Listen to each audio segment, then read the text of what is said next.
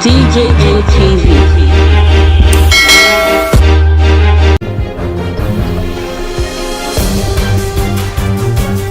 Benue State Governor don dodge kpai.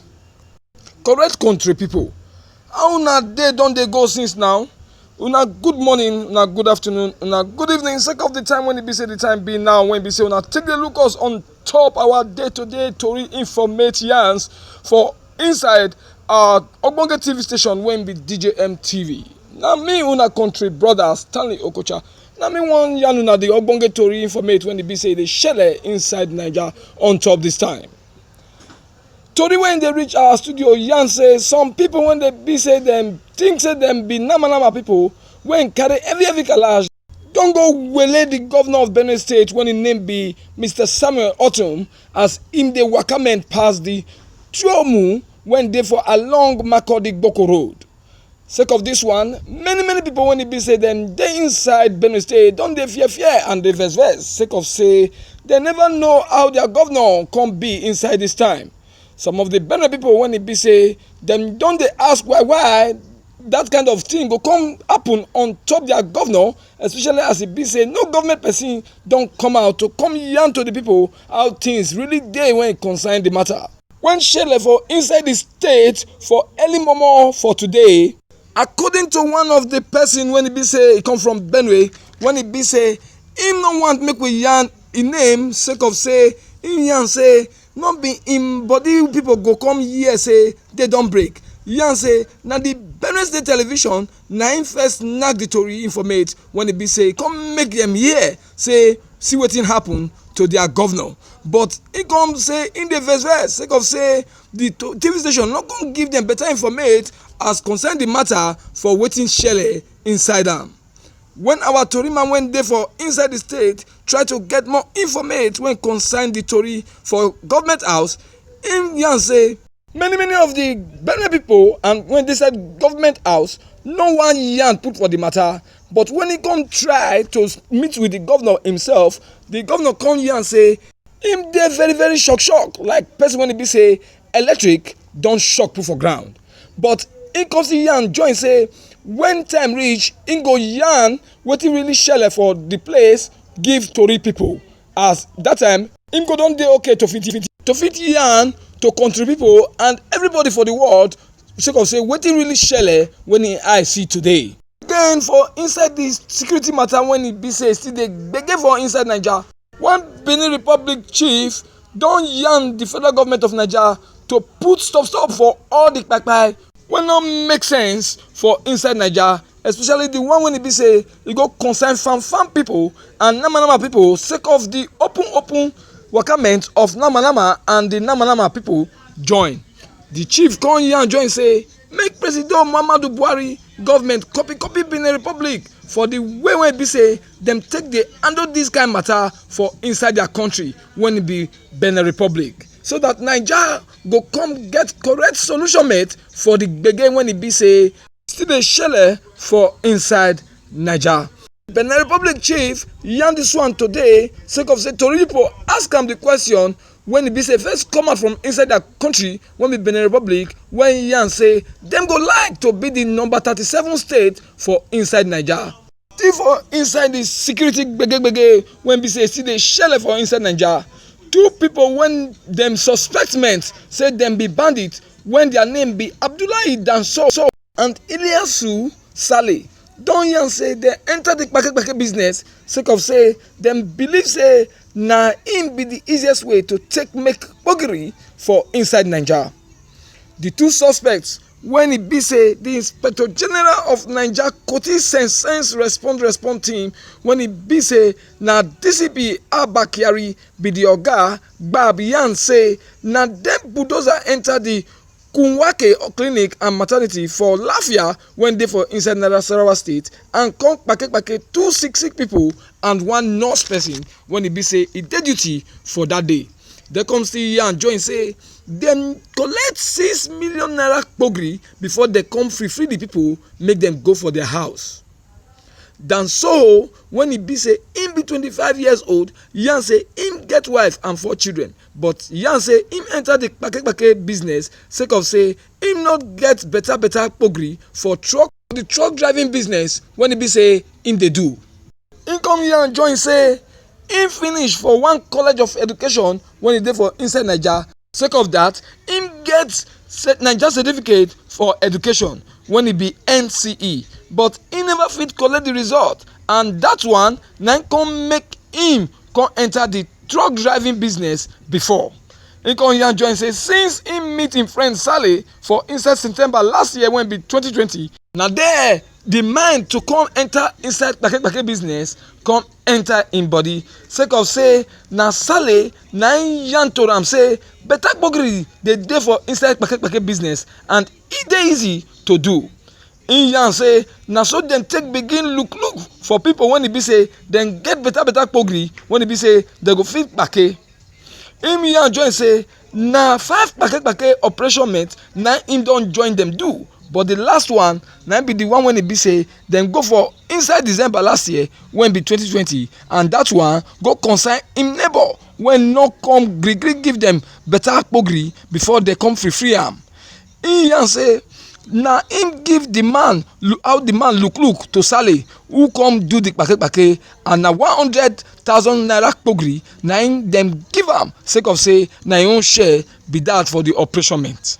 For dan so mouth as him dey yarn like canary when e be say e fall inside hot water for inside Koti station when e be say e come dey yarn with tori people for him mouth. Na the second kpake operation mate na him really go wella, and na Sale na him arrange am sake of say na that operation na be the one wey be say we go for inside that clinic and maternity when we dey always go before anytime we say we need treatment when we not dey wella for our body. My own that day na to confirmate say the owner of the hospital wey be the director really dey for the hospital that day. As we try to do the kpake the owner of the hospital when e be say him be dey inside the hospital come gbaga, na that one come make us come kpake the people when e be say not dey well for inside the hospital and the nurse when e be say e dey take care of them. After some days they come give me 100,000 naira gbogiri as my share of the kpake operation mate, because dem yarn say the people when we kpake for inside the hospital na farm people and the nurse too na person when e be say dem family na popo family. But later I come know say na 4 million naira gbogiri na im dem collect from the people family. 1 week after I come bring the number 3 operation. The person wey be say we kpake come be one of my friend when e be say I carry comot make we go enjoy ourselves together, and as we dey there na there we come kpake am. I kpake am sake of say I know say him papa and the mama go fit pay the gbogiri when we go ask from them before we go free am. When the papa and mama come pay 1.5 million naira gbogiri, na 100,000 naira gbogiri na im dey still give me for that operation mate sake of say dem say na that one be my share. But the day wey be say we come free that my friend, as him reach house I come dey regret why I do am. I use part of the money when e be 100,000 naira gbogiri take pay my school fees when I dey owe the school so that I go fit collect my certificate. For Sale side, him yarn say him dey 24 years and him be dey do nama and farm business. He come see yarn join say him comot for the nama and farm business sake of say dem no dey give am big gbogiri, and so him come enter kpake business because na the easy way to take make big gbogiri. For him mouth, the truth be say we no dey make better money for nama training, and person go just dey with the cow for plenty months before the cow go come fit dey the way they go fit take use am do wetin they wan use am do. But for kpake business, that one dey quick give gbogiri and e no dey hard at all to do. Again for him mouth, as him take do the yarning when e be say go concern the hospital kpake when dem do, him come yarn for him mouth say dan so when the nurse dem know well come pre ten d say him no well at all and him come for the hospital for treatment when e go concern headache, and na there na im come fit enter inside to take know whether the oga for the hospital wey be the director e dey or e no dey. My own work for that day na to stay for outside dey look who dey go and who dey come.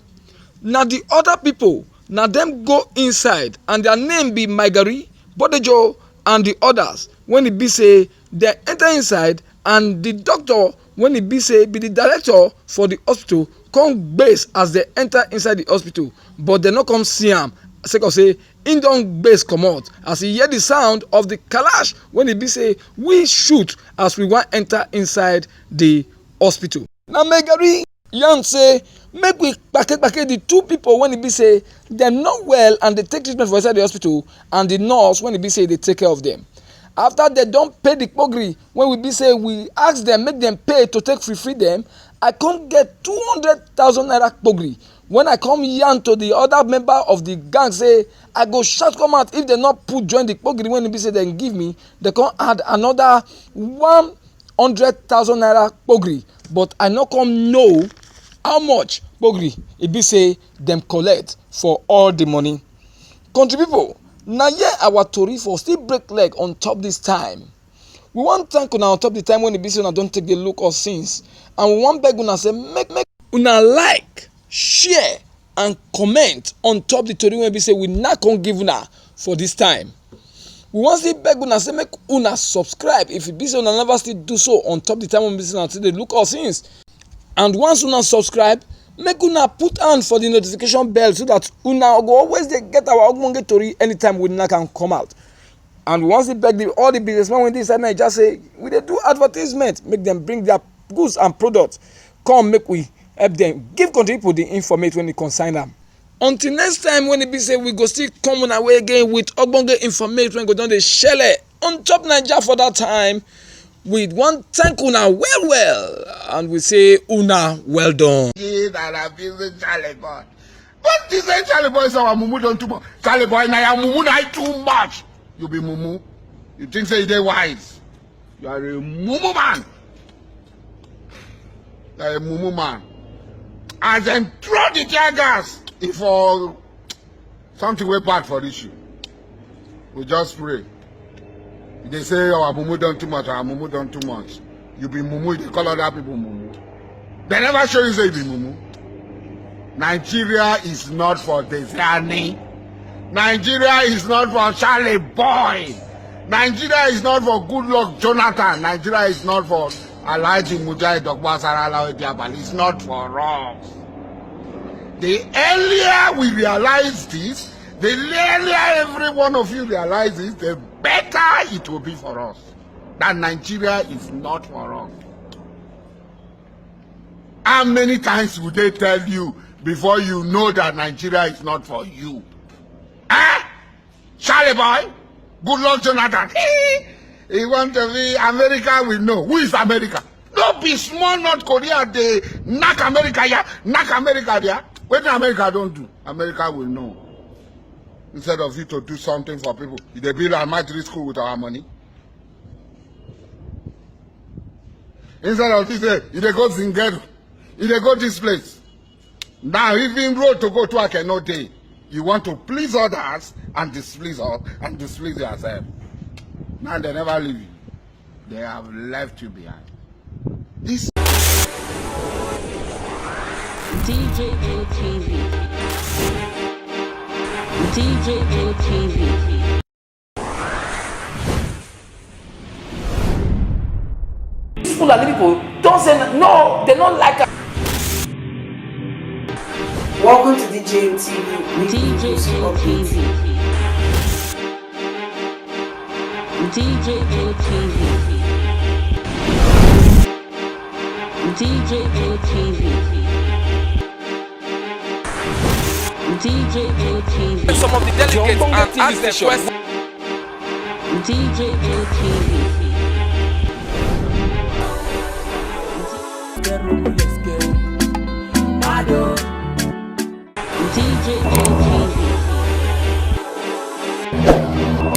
DJM TV. DJM TV.